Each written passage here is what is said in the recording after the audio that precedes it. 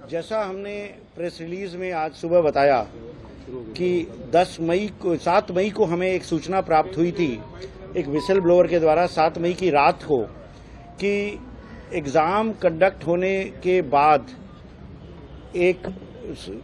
उन्हें whistle blower ने ये लिखा था कि उन्हें एग्ज़ाम कंडक्ट होने के पहले एक व्हाट्सएप मिला था जिसमें कि कुछ प्रश्न थे जो कि एग्ज़ाम से मैच कर रहे थे।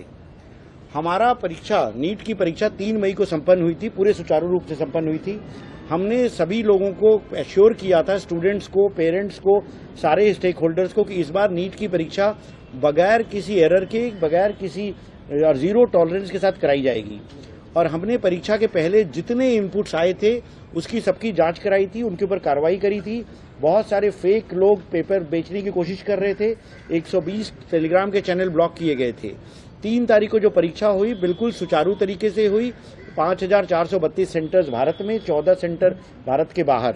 सारी परीक्षा खत्म हो गई। उसके बाद सारे OMR sheets, unused question papers, सब कुछ हमारे पास प्राप्त हो चुके हैं बाहर, और इवैल्यूएशन की प्रक्रिया जारी थी।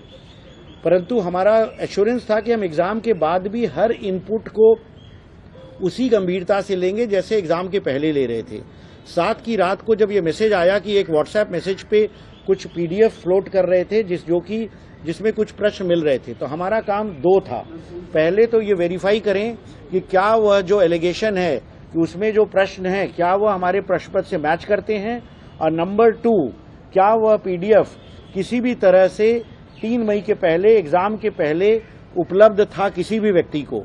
तो जब हमने उसकी जांच कराई लॉ एनफोर्समेंट एजेंसीज से, तब ये पाया गया कि कुछ प्रश्न उसमें से मैच कर रहे थे जो हमारे प्रश्न पत्र थे। और जो पुलिस का इन्वेस्टिगेशन था उसमें भी यह प्राप्त हुआ कि 2 तारीख को और 1 तारीख को कुछ लोगों के फोन पे वो PDF मौजूद था।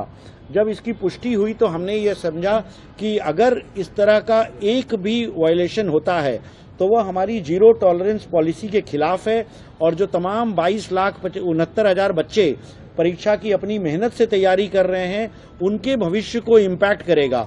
अगर कोई इस तरह से चोरी करके परीक्षा देगा तो वह उनके लिए फेयर नहीं है जो अपने मेहनत से पढ़ाई कर रहे हैं।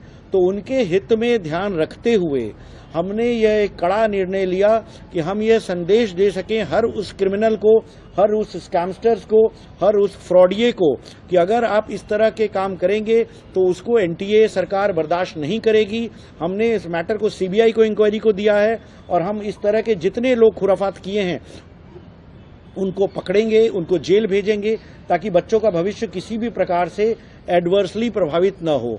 इसके साथ ही हमने यह भी कहा कि बच्चों के लिए हम दोबारा परीक्षा कराएंगे जो कि एकदम फेयर तरीके से होगी, जिसमें किसी भी तरह की अनियमितता नहीं होगी।